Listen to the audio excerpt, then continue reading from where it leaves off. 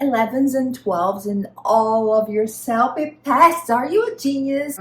They have some little things. Let's see. We're nervous. Kyle, how did you score 11s and 12s in all of your tests?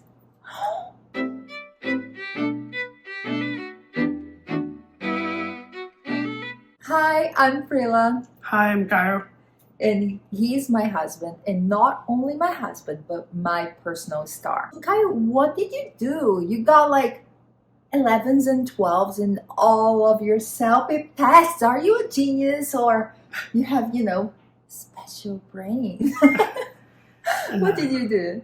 I studied quite a lot, and yeah, I really tried to do the best that I could and prepare myself for the test. That's the key right there. Prepare yourself to the test. He doesn't stop studying. Look at this. So cute.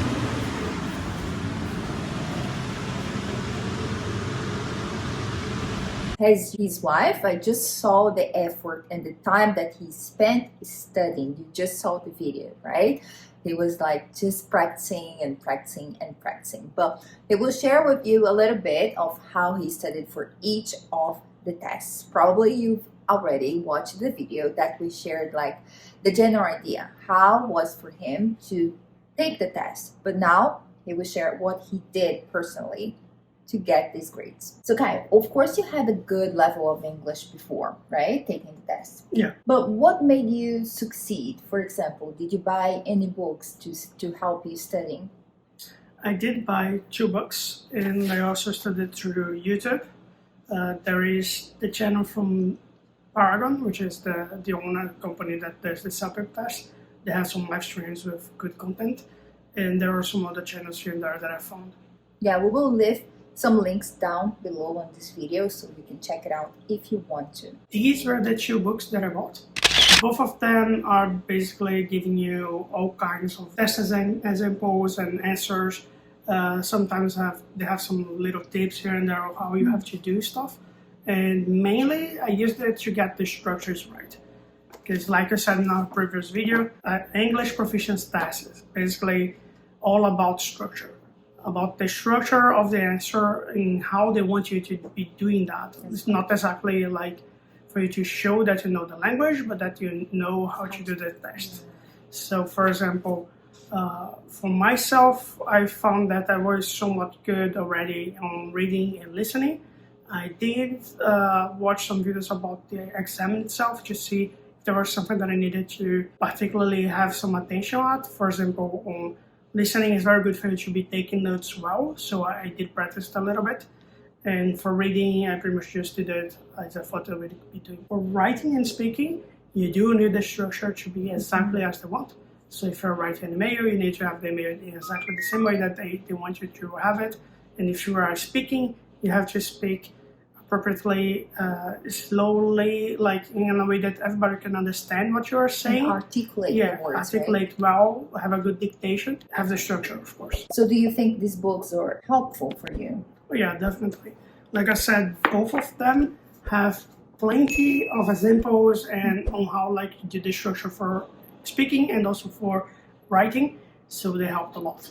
It was the main reasons was like why I bought both of them, and they definitely helped. So you said that you had to practice a little bit. How long did you practice before you take the test? So I knew that I didn't need to book the tests ahead because they have plenty of tests all around Toronto, so I could pretty much just book it when I knew that I could do it. I started to study by myself a little bit here and there, maybe like 1 hour, 1 hour and a half every day. That I could, of course. Like there are some days that I didn't study, there were some days that we were traveling and doing stuff like that. But from the point that I started to do that up until the exam, I think it was about a month. It was basically a month studying at least, let's say, 4 hours a week, something like that, maybe more. And my whole study scheme was based on trying to reinforce the areas that I thought that was good enough, which was writing and speaking, which was basically to have the structure right. Take some little time as well to practice my note-taking skills. So cute. When do you think people should book their tests? Like I know it's a bit different for every single person. You said that you studied like for a month intensively, and then you booked the test, and then you had these amazing results. OMG. But anyway, when you think people should feel like ready, you know, to book the test? In my opinion, I think that you should study it, and then when you feel comfortable with the way that the test is presented to you, when you feel comfortable in answering all the questions that they have for you, and when you feel comfortable as well that you know the structure to do the writing and the speaking, then that's good enough. Maybe that will take you like a week studying, maybe it will be 3 days full time, maybe it will be a month or even more. But I would suggest that you only take the test when you feel good about it, because it is expensive, it is stressful. So you'll be not only stressed about doing a test, but you also be stressed at the test, because it's like over 3 hours that you are seated just doing the test. So it's time consuming. It's not that thing that you can do like every weekend. I mean, if you are good for it and you want to do it, that's with you and you alone. But at least for myself, I just wanted to do it once and never have to do it again. And that's my opinion for you guys. Could you please give us small tips for each part of the test? For example, what helped you with your speaking? What helped you with your listening? What helped you with your writing and with your reading? First of all, reading and listening. They are similar but different. Similarities between both of them is easier to answer. Like they have predefined answers that you can pretty much just select. Just do it like that. You don't have to really like be creative or do anything with your own words. You basically just select what you want. So on the reading part, in my opinion, is the easiest part of the test, because you always have a way to see what is the actual text and also what is the questions that they have for you.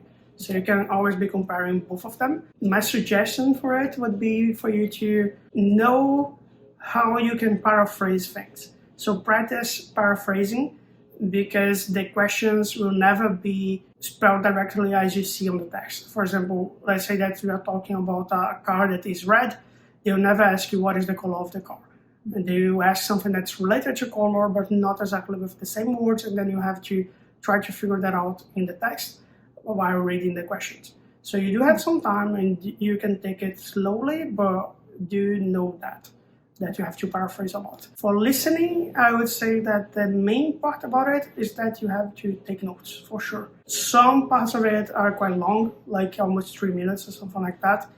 And there is a lot going on while they are speaking. You have to listen and take notes at the same time. Right? Yeah. If you don't take notes, you forget about it when they ask the questions. And of course, the questions are not direct as well. They have like some paraphrasing here and there. So you do need to take a note and prep yourself for that. There are plenty of videos online and also these books that will show you. These help you with this listening part. Okay. Yeah, because they talk about like taking notes, and they do show like some ways that you can take notes. For example, if you are listening to an audio with 3 people speaking, you could have like 3 columns, and then just be like, okay, this is woman 1 and this is man 1, man 2. And then you do whatever they are speaking in like a chronological order, and then you can know exactly what you need to answer to. Wow. And then for writing, it's pretty much just structure. You do have to express your English in the best way that you can, but you do have to remember the structure, because you might write like the perfect essay or the perfect email, but if it isn't like answering the way that they want, like if you don't have enough ideas, and if you don't explain those ideas well enough, or maybe if you don't have the correct introduction and the outro, then you lose marks. So you have to do it exactly on the way that they want. The same thing goes for like speaking. When you are speaking, you do have to say exactly what they want. For example, some questions they will ask you to describe a picture. Some of a question they will ask you to compare two things, and then like they even like recommend you to say something about this, that, and another thing. And then it is a good idea to use what they are saying and to do exactly what they are asking for. So if they're asking you to describe a picture, you have to describe the picture. You don't have to invent something new. You pretty much just have to go through the whole picture in a way that makes sense, that you could explain that to anyone that's not seeing the picture. So you have to take that into consideration. And of course, there is a structure to do that. Before we show you guys the record we had when we saw the results, like the live reaction, I want you to share with them. How did you feel about it? And some like general advice you want to leave to people that are stressed or thinking of taking IELTS for immigration or other purpose. I felt relieved. Yay! That's the main feeling that I had. Of course, I was happy as well.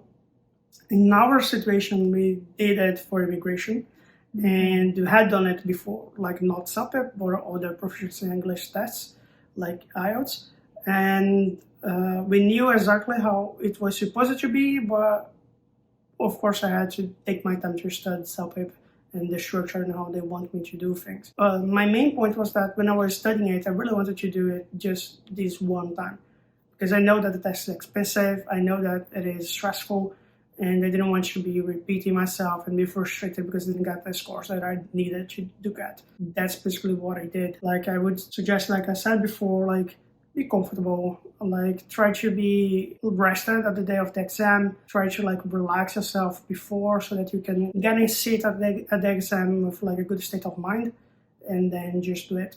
But when you are doing it, just remember everything that you studied and try to do your best, and then sure that you get the grade that you need. Woohoo! I'm sure as well. We will be praying that you get these results, and we are so glad and I'm so grateful. As an English teacher, I'm so proud of my husband.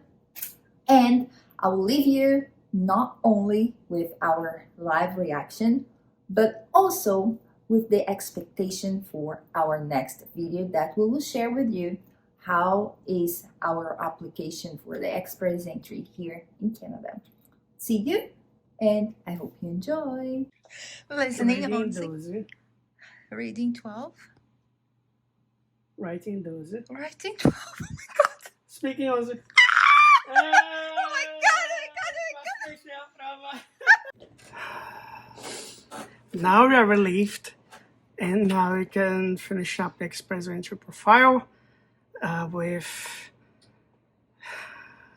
easiness of heart. Basically, we can be comfortable that we got the best that we could. Like, of course, it would be great for us to have 12 in all disciplines, but we only really need to have at least 9 on everything. And that was my goal, to try to get 9 on everything. So I studied my best to try and get used to the way that the CELPIP is done, like all of the disciplines, and that I could achieve it at least 9. And I'm not gonna lie, I was nervous about the exam. I studied a lot, and I was also nervous about the coming scores. I was thinking that and praying every day that I could at least get a 9 on speaking, because that was the worst of the exam, at least for like when I was doing it. And I knew that I didn't get a 12 on listening. I was completely fine with reading and writing. I thought that I got good scores, but maybe something like 10 or 11 at most.